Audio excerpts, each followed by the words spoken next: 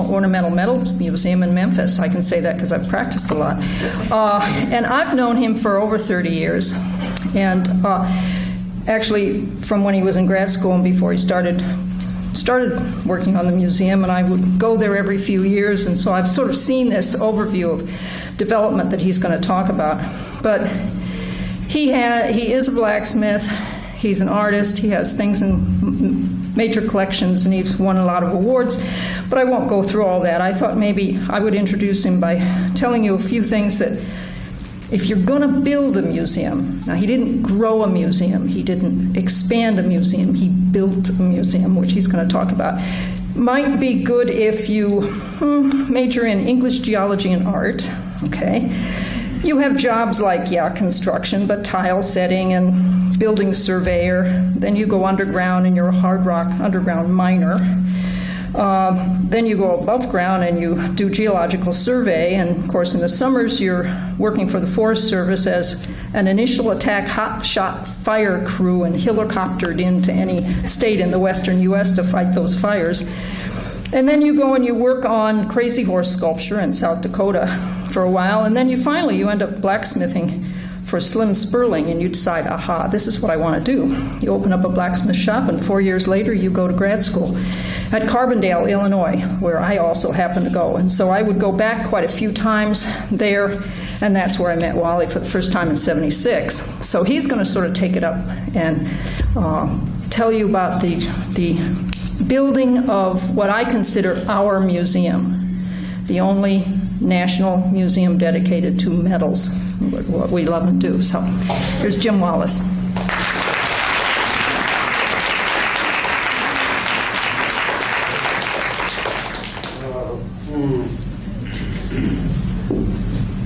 I'm getting old, and I've had a few encounters with recreational explosives, and as a result, I'm a little hard of hearing. And one of the things about being hard of hearing is you tend to mumble. So if I mumble, somebody's got to tell me, because I can't hear it. Okay. Mary was kind enough, I guess we can start this, to say, okay, I give up. What are you? Mary was kind enough to say, yes, I started at the museum some 30 years ago. My background is that I'm an Army brat. I grew up all over, wherever my dad happened to be stationed. The last part of my education was done in Colorado, which is where I consider having really officially grown up. Crested Butte, Colorado. I was a typical 60s kind of guy. I did a lot of different things. I had a good time. Occasionally I went to school. I did major in geology, and I did fall in love with blacksmithing. I've tried my hand at silversmithing, actually had a couple of jewelry classes. I did a lot of bad ceramics. I discovered I was really lousy at painting. I hated it. I didn't like it. But blacksmithing was immediate. It was fun. It was exciting. It was somewhat glamorous. It was enticing. It did everything I liked. It was immediate. And so I became a certifiable blacksmith. One of very few I knew of at the time. And at this point in time, I actually decided that if I was going to be a blacksmith and get very far in life, that I needed to have a lot of friends to come buy my work or help me out when I needed it. So my friends in Colorado often seen me off to graduate school. When I was in graduate school, I was best known for some probably the iron and wood combinations that I did. This is a grave marker for a mining accident in Colorado, where I essentially grew up, and a baby cradle, and my sled series. We talked a little bit about sleds earlier today and moving things by them, and in Colorado, this is how you move things. That's just for moving people. And I was also real interested in pattern steels. I can't see if these are in focus at all, but they're not. Well, would somebody do that? I don't know how to do it here. Pattern steels was a relatively new phenomenon at the time. We actually did a lot of research into this, and made a lot of knives. I got so I hated making knives anymore, and I started making jewelry. And I found I didn't like making jewelry either. In 1976, I had actually dropped out of school for a year and went to work for the University Museum and Art Galleries at Southern Illinois. And they paid me to do that. It was amazing. And I worked on putting together a pivotal gathering of people in 1976 at a blacksmithing conference there in Carbondale. One of the more interesting things that happened at that conference was that I met Mary Lee. Another thing that was interesting is these guys in business suits, and boy, were they anomalies there, talked about a museum they wanted to start in Memphis. They were thinking Memphis about a museum dedicated to ornamental ironwork. That was the first I heard of it. One of our other blacksmithing people. Well, they later coerced me to come down and take a look at this place. A couple of other people were offered this position, but they were both museum professionals and they knew better. They said no, and then one of them said not only no, but hell no. The other one said, but you can ask that young guy over there, he's dumb, he doesn't know anything. And if you're going to start a museum about anything, you better have something that's got some kind of populist draw, otherwise you're going to have a museum and no visitors. Iron and blacksmithing sort of does. It's at every folk thing you can think of. It's a subject of paintings, it's a subject of poetry, it's a subject of just about all that. Anyway, it does have that ability. So it's a nice thing to get into. And then you need to have a place. These three guys were part of an organization called NOMA, the National Ornamental and Miscellaneous Metals Manufacturing Association. Answer the phone and say that. And they had secured a lease from the federal government, or from the city, on this old piece of federal property. It was a U.S. Marine Hospital. It was on 3.2 acres right there in the corner, sort of right here. It was originally the U.S. Marine Hospital. It had been occupied by the federal government and used as a hospital site since the mid-19th century. It was in its third generation of buildings, the ones that were built in the 1930s in there. The property had recently been surplused out, given to the city of Memphis. The city of Memphis didn't know what to do with it, so they were sitting on it. And when these people said, we'd like to make a national museum there, it's going to be so important, it's going to draw hundreds of thousands of people every year to it, and it'll make the city famous, the city said, right on, go for it. And so we got it for $1 a year. And they hired me. I was paid promised the princely salary of $15,000 a year, which is a lot of money when you're first coming out of graduate school, plus a house to live in. Well, they didn't tell me the house was handyman special, needed work. Is that what they say? All right, what was it? Here it is. This particular building was originally built as a nurse's dormitory in there. 2 stories above ground, 1 full story below ground. That became the main museum, or the main exhibition area right there, the front or the east-facing side there. Nice building, solid as it could be. Not one single iota of insulation. You can imagine utilities. That was the guest house in there, too. The museum in the sort of the center, guest house on the right, and this building. I want you to remember this building. This building has, and it's best described at this point by the worst word. I came to loathe this word, potential. Potential is another word for the place is trash and it's going to take a lot of work, but it's got potential. The other thing, too, if you're going to build a museum, build it in some place that's sort of pretty. The museum occupies a site right there on the Mississippi where the river makes a bend and it heads due west. You sit here and you look 6 miles straight down the Mississippi River right at this point. It is a river of commerce in there, so there's a lot of barge traffic there. Here, this is probably late summer, so they're moving grain from up in the upper Midwest. A lot of fun watching it there, too. And then you need a plan. The other thing it helps to have is a lot of youth and energy if you're going to start a museum. You don't get a whole lot of education on how to run a museum because then you won't do it. You're going to find out what you're up against, and it's best not to know in there. Get yourself a plan. Don't write it in stone because chances are it's not going to work anyway. So always be flexible. Have plan A, B, C, and then a sub-plan. C sub 3 is about where you'll end up. But have a plan. Get a vision. Get somebody that'll always be glad to see you, even when you run through a pile of kids in a crosswalk on the way home from Max murdering your mother. You got to have somebody that wants to see you. Get some good help in there. This is Mike Weeks. He was the first intern at the museum. The interns at the Metal Museum, the first 3 interns that worked there, and they worked for 2 years minimum, their salary was 0. Every once in a while, I'd throw them a bag of M&Ms, and that was it. They got a place to stay and a studio to work in, period. And had to put up with the likes of me.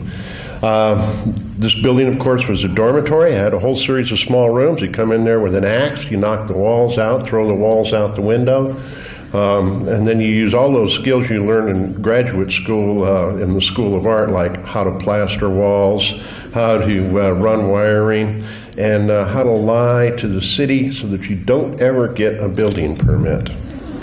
Never did. I never did. This property had been abandoned for 14 years. So when we went to look at trying to do little things like get the heat on, gas lines weren't good. So we had to get a gas line in. This is 1 week before the museum was scheduled to open. I'm running gas lines. The day before we opened, this is my friend George Keeler, one of the founders of the museum, on our board. George had been a sailor during World War II and knew all about steam engines and steam boilers and things like that. This boiler had not been fired in 14 years. It had to be online tomorrow. And George laid his hands upon it.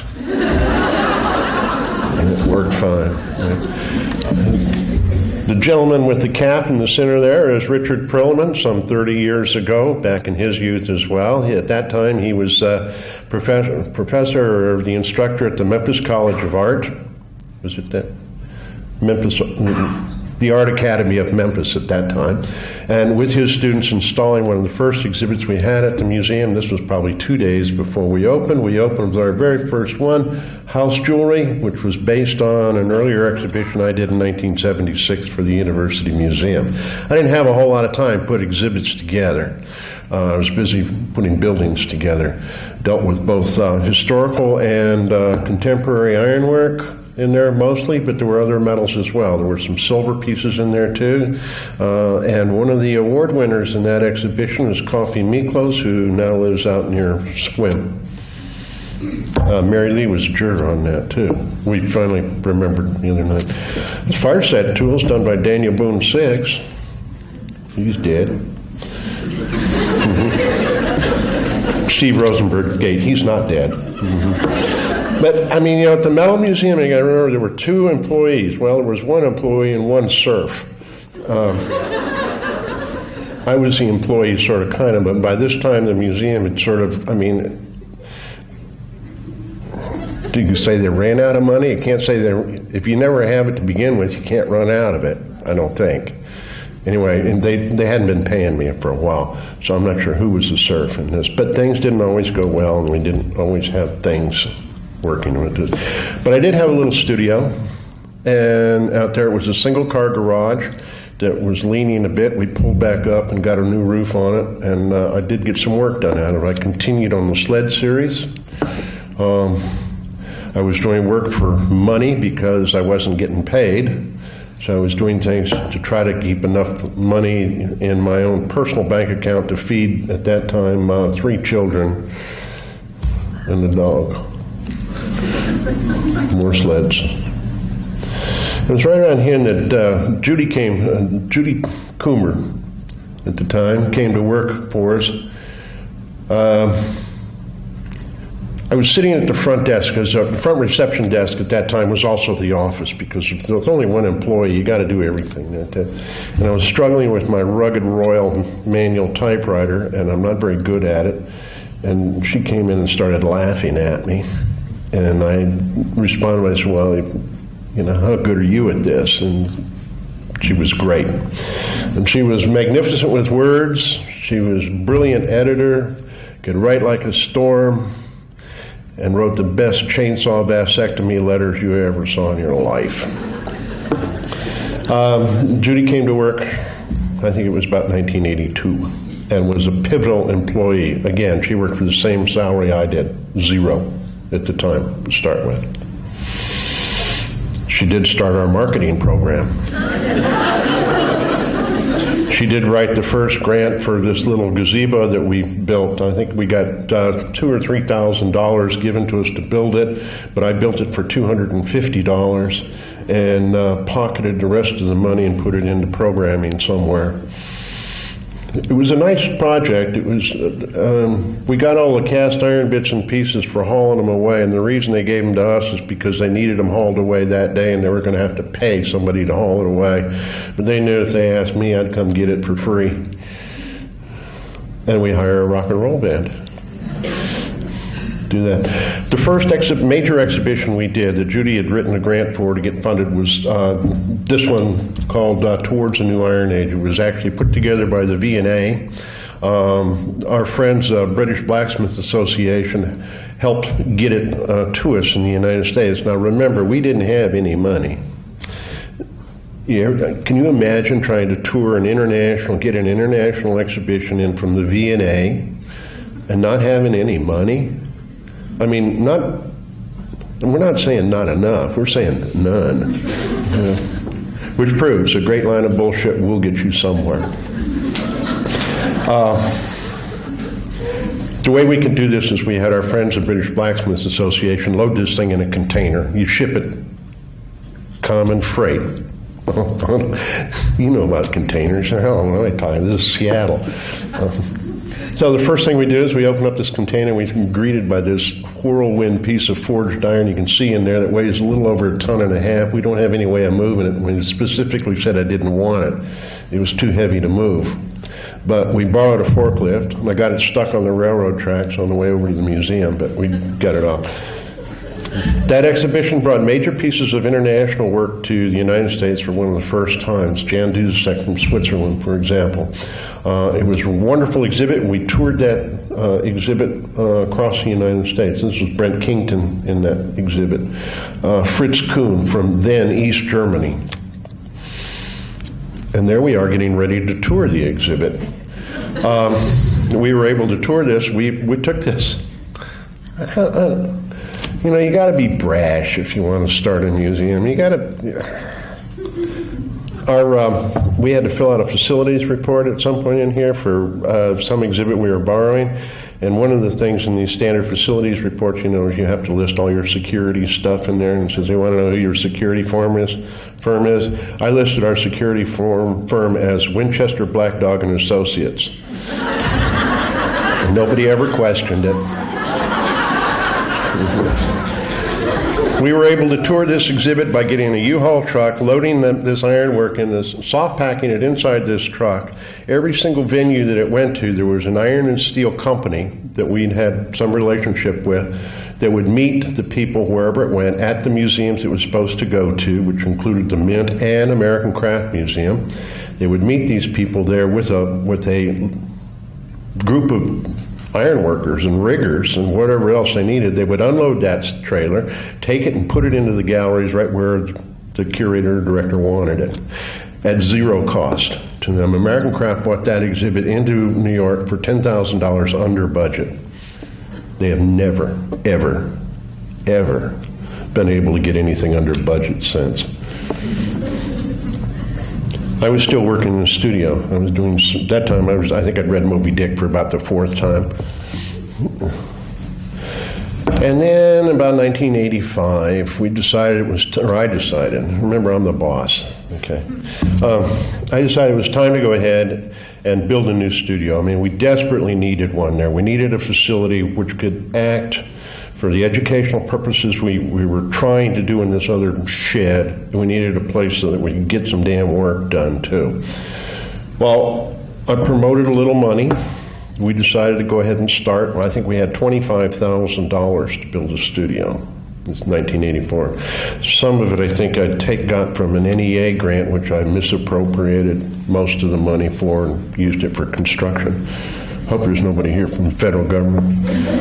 Well, it came time to start work, and we had the old studio there, which was a one-car garage, which we had added on to using old shipping crates, anything we could find. And we had to tear it down. So this was a big enough project, I actually got a building permit for, sort of. And the first thing that happened is this building had to come down. So the building inspector says, well, you're going to tear that down. I said, yes, sir. And he said, well, you got to have a permit. I said, what do you mean? And he says, well, you got to have a demolition permit. And I said, well, gimme. And he said, well, I can't. I said, why not? You're not a bonded, licensed demolition company. Well, I wasn't. But this building didn't exist on the city plat either, so therefore the building didn't exist. And so one Sunday morning, it jumped up in the air and vanished.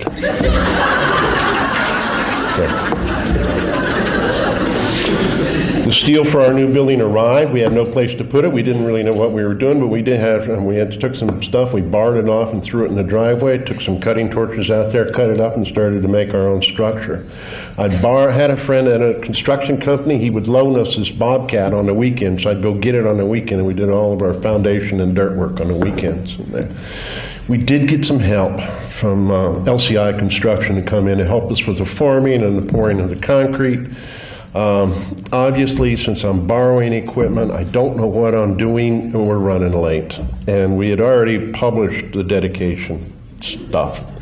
Well, we didn't anywhere near close to having a building. So what you do is you get your board president, have him make a speech. You get your intern, have him make a wrench, and forge a wrench there. And then you do a ceremonial erection. This is the virgin erection of that particular piece of steel. And then you take the wrench and you give it to the funder, and they tighten the bolts. Well, the wrench, you've already made one wrench. You have it in the bottom of the slack tub because you know that one will fit. The one you're making right here, you're pretty sure won't. So you switch, you grab the one that's going to work in the water. And you hire a rock and roll band. And then after everybody goes away, you take that beam down because you put it up backwards. And have that. Now, remember, I had never been on a steel building before, but we figured, we got some of it figured out. And we built the building, got some help, more help from LCI. We put some structure on it. This particular building, like all of the building we did, is pretty well engineered. We knew that this building was going to later have a brick facade or brick cover over the whole thing. There were going to be some other things going on the roof line. We were going to add on the back for a conservation lab and later on for a foundry. When those were going to happen, we didn't know. I didn't have any money at this then or now or whenever. But what we did do is we poured in all the brick ledges in the concrete while we were down there working on the concrete. We stubbed out all the electrical in the back, so all that conduit was already there. The structural elements we needed to tie into were already in place for the next construction phase.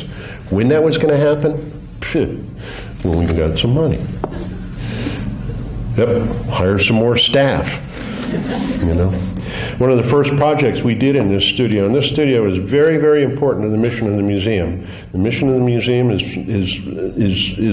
runs on a multiple number of levels, one of which is educating the public. We want those people educated so they will buy work from you. All different kinds of work, not just iron. Richard Perlman, again, here. Richard came out and became the lead designer and silversmith for a tea service we did for the USS Tennessee. This was commissioned by Governor Ned McWhorter. We went out and bought 1,000 ounces of sterling and had at it. Early in the game, Richard talking to the good admiral here.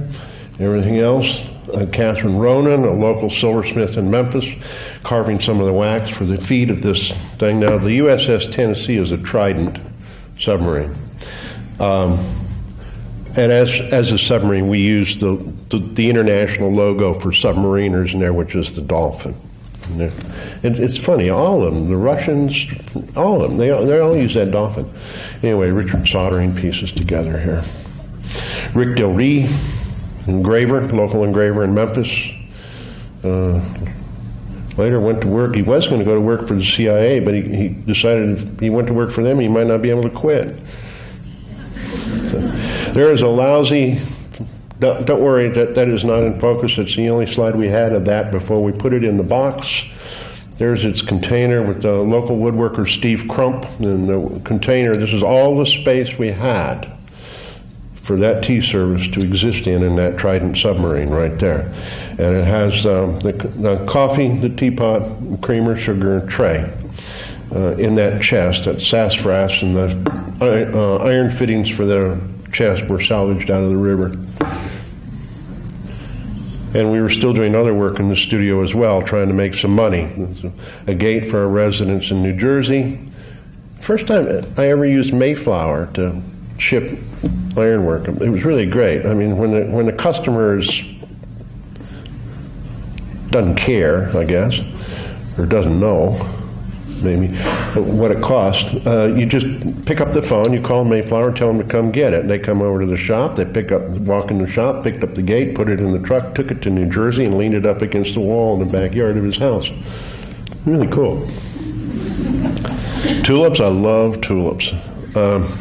We used to get them at the end of the season from the local botanic gardens. We'd go dig up the ones there because they just throw them away, and we'd replant them. Keep life interesting. We did an arms and armor exhibit. One of the pieces I brought in for that was this tank. We were doing a series, all of our exhibits we ran for about 2 months at this point in time. We were doing 6 exhibits a year, and there we balanced between contemporary and historical pieces. But we never had much money, and so we were always trading or doing whatever we could. We borrowed a collection of African pieces from Birmingham Museum of Art. Or in exchange for that, we did all the conservation on. And so we were able to borrow these for no money. Potential. Remember that building? It's got potential.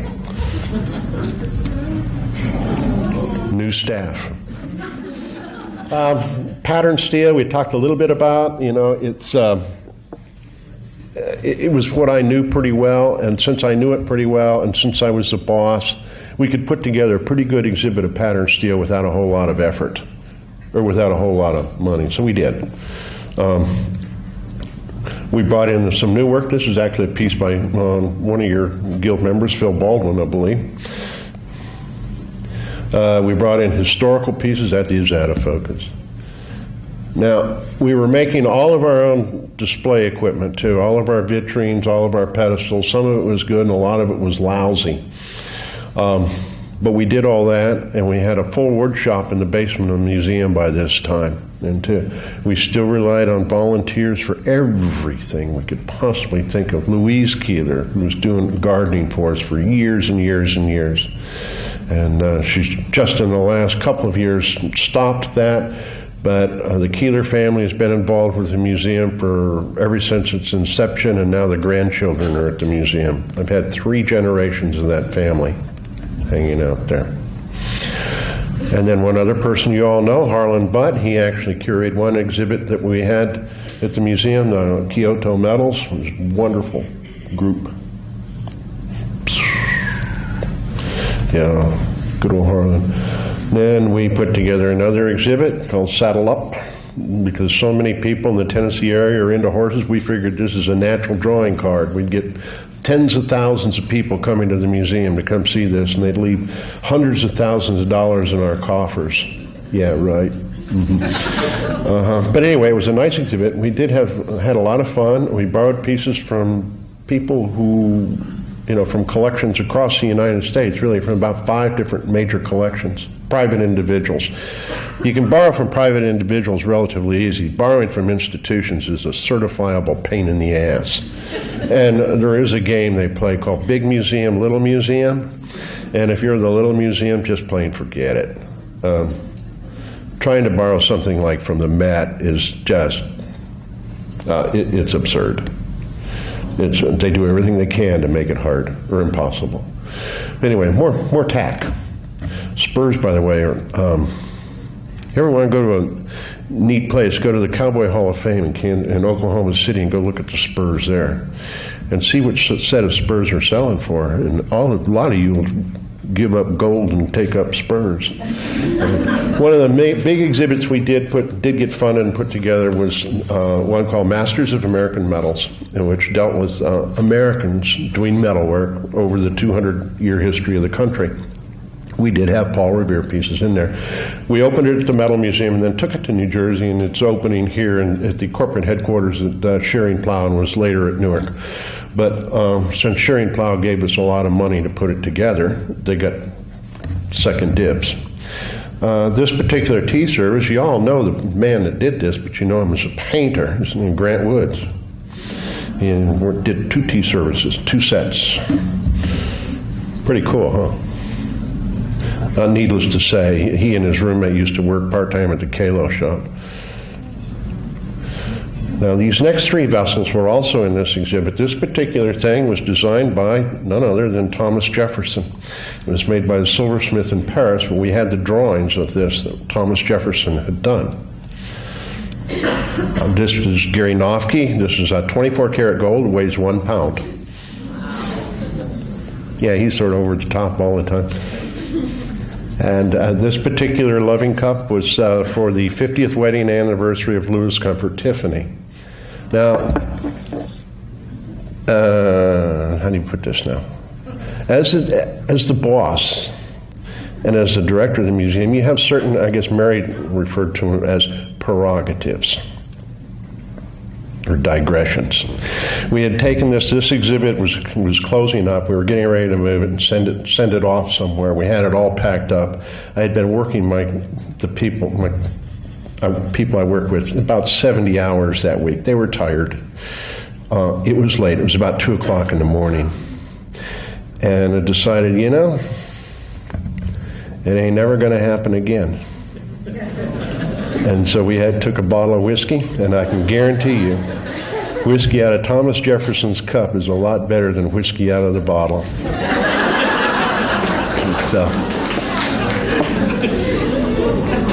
And I'm still getting some more work done out of the studio, the a driveway gate for a private residence in Memphis. And we were still getting a lot of work done out of the shop by this time, too. I mean, this is a crown for the King Puck Festival in County Clare, Ireland. King Puck is a goat. And we were asked to make another crown because the gypsies stole the other ones. So we did that. Oh, potential. Remember that building. It's got potential.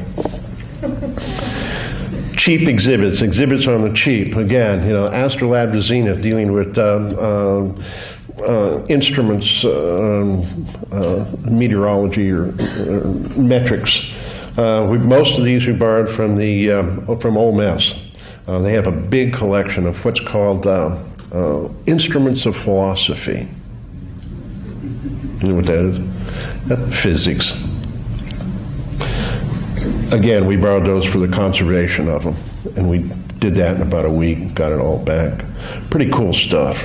I mean, if you like brass instruments and things.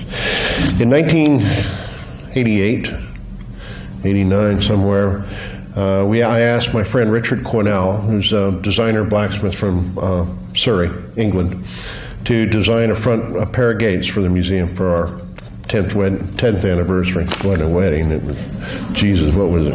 God, I don't know. What do you call it? Anyway, Richard agreed to do so. And so he came up with a drawing for a pair of gates based on an Italian Renaissance pair with a repetition of S scroll in there. So Richard had his draftsman in his studios work this drawing up here. This was all, of course, in metric, and you send it around the world, and with instructions both in English, French, and German. And of course, it was the Americans that didn't know, well, where do we get 12 by 15 millimeter steel bars? We don't make that. That's half by one, Doug had. And of course, it doesn't matter. You really find out that it doesn't matter what language it's in, blacksmiths don't read. They look at the pictures, and that's as much as they go. So we sent this out, and pieces started coming in, and they came in from about 16, 17 different nations. A lot of the freight was underwritten by Federal Express, of course, and Mary Lee FedExed a salmon to us instead of a escrow, which was really good. I don't think FedEx knew that. The person there facing us in the white T-shirts, Noel Gregg from New Zealand. Fellow with gray hair that's sort of hidden back there is Ron Eastman. He died about 4 months ago from England. The blue shirt face looking away from us is Jafe Howard. He was the intern at the museum at the time. We met for first 2 weeks in May of 1988. We worked our ass off. We put this gate together. This is Alex Klom from Florida. At the time, he was from Hawaii. He had flown in from Hawaii. And they're working on the crestings there. There are the gates, parts of them. Bear here by Darrell Nelson, another one of your Northwest Smiths. The Japanese piece. Finished gates. And again, a lot of friends to help put this together and pull it off. If you're going to start a museum, boy, you better get a lot of friends. Get yourself a couple of pickup trucks, because you're going to go through at least one or two, and probably at least one mate. We did get to put together the exhibit called Lifetime Achievements. This is a collection of work that came from those people who were members of the American Crafts Council College of Fellows. Which we thought it amazing that group had never had a group exhibition before. Charles Laloma, John Paul Miller, another hometown boy here, John Marshall. And I was still getting some more work done out of the studio. It was my scrapbox series. Right. For those of you that have been to the museum, you know that it's hard to find. I mean, it's tucked away a little bit, and I was always trying. You got to know how to get there, and you got to be going there to get there. And you're not if you just happen to be driving by it, you're lost, big time. And I'd always wanted to get those brown signs on the interstate, that says National Model Museum and a brown sign, this exit. Well, when we went to get those, they told us that you had to have 50,000 visitors a year. You didn't have it. And I knew that the other people that had those signs didn't have it either, but then I found out they were legislated in. So I had it legislated in. And then the Federal Highway Commission people said, if you put those up, then the state of Tennessee is going to take over all the maintenance of this section of the highway, and the federal government's not going to do it. And I knew that wasn't going to fly. So we gave up. And then one day I was driving my truck from somewhere to somewhere, and I was getting off there, and I said, if you change the name of the street, then they got to change the signs, put new signs up there. So I changed the name of the street.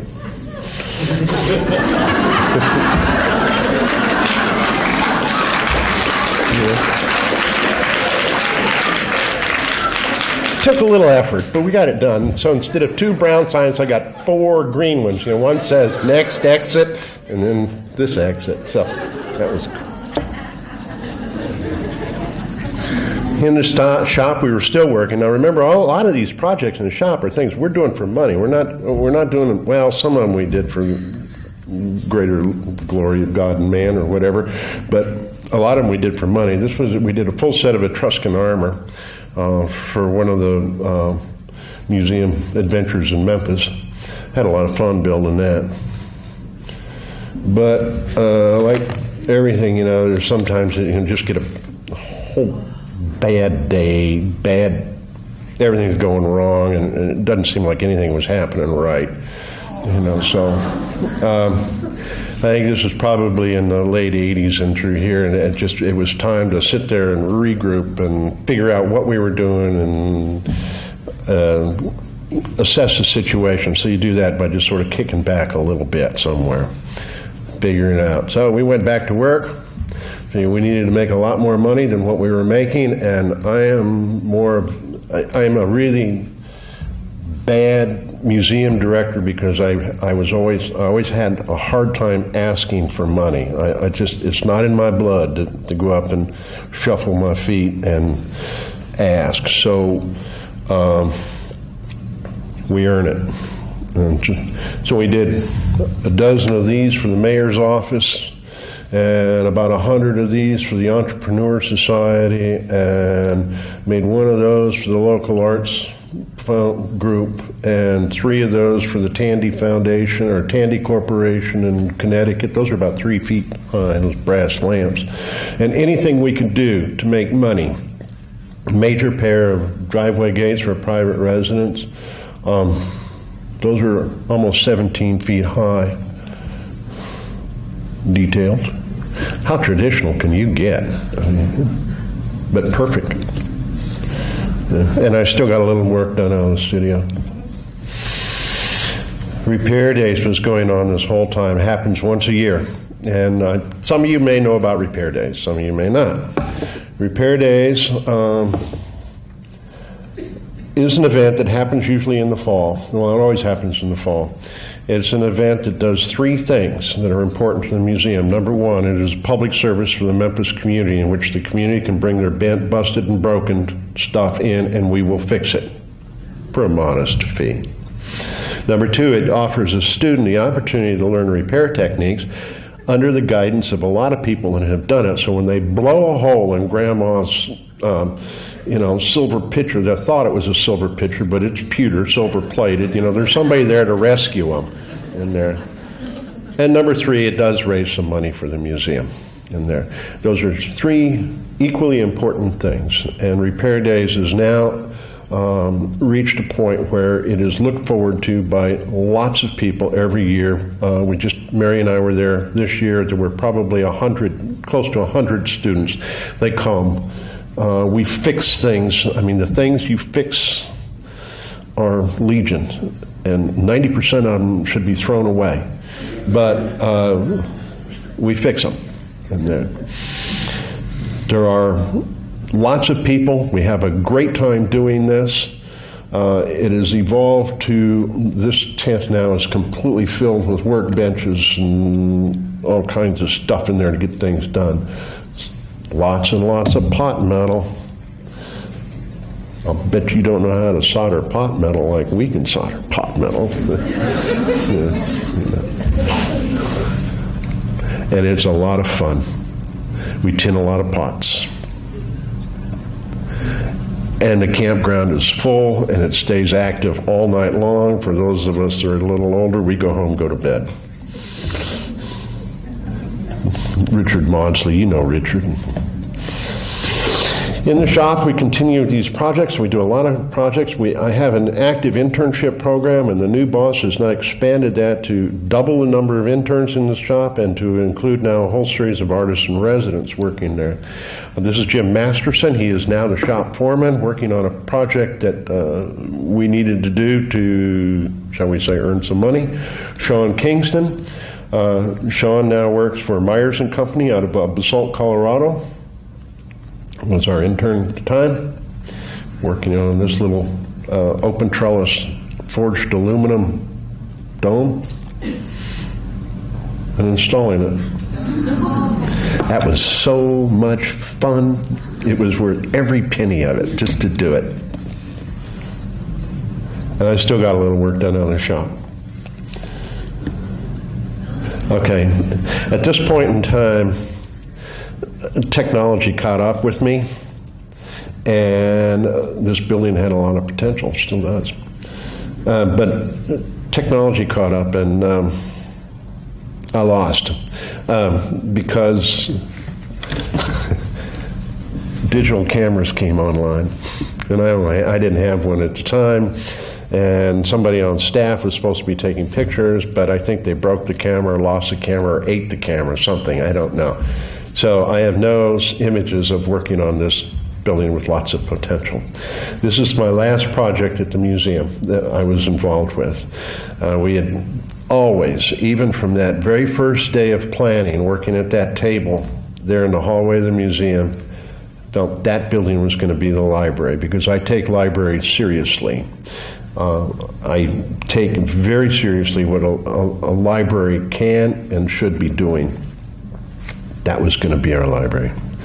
So we did what we should do. Hired a consultant. The consultant came in and told me some bad news. He told me I'd never be able to raise more than about $750,000, $800,000. I'd already had an architect look at it. We knew it was going to cost $1 million, $1.1 million, $1.2 million. You know how they dance and give you.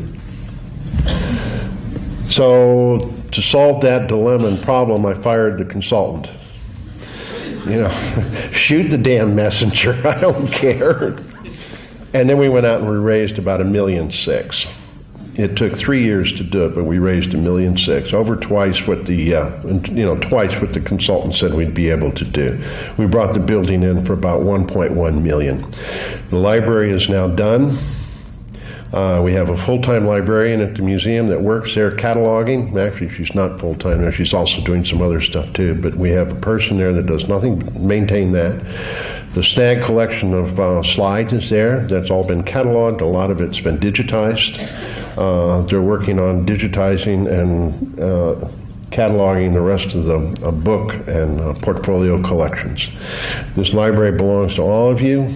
You know, it's going to be the place where your heritage and your spiritual beginnings will be housed. And the museum is just that for all of you.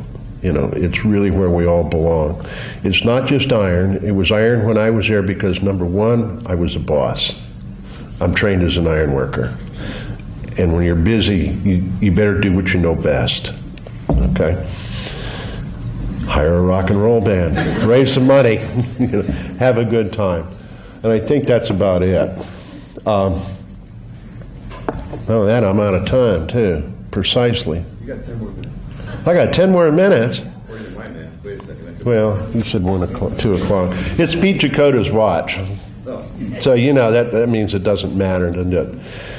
Okay, well, that's all I'm going to have to say. We can take a break and do that at this point, since I hurried right along and got through it all. Mary keeps telling me, well, you should tell everybody about the paper clips or something like that. The Metal Museum is a very small organization.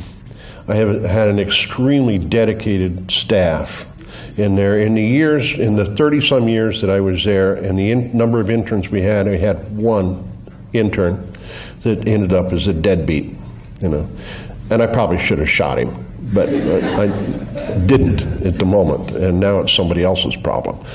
But all of them are either working in the field for themselves or working for someone else in the field. Most of them are self-employed in there. That's pretty good for that group of interns. The number of people, they usually work there for forever in there, too. I'd probably still be working there too, but it became apparent to me that once I'd finished the library, which was the last chunk of the picture that I had envisioned 30 years ago, that I was no longer efficient. I was not putting in the time that I should have, and so I fired myself. And I haven't regretted it yet. I've been able to come up to Seattle a number of times, and I'm enjoying it, and I really have enjoyed talking to all you tonight and preaching the gospel. So if you have any questions, I would be glad to answer them, but remember, if you believe in everything a blacksmith can tell you, you got problems.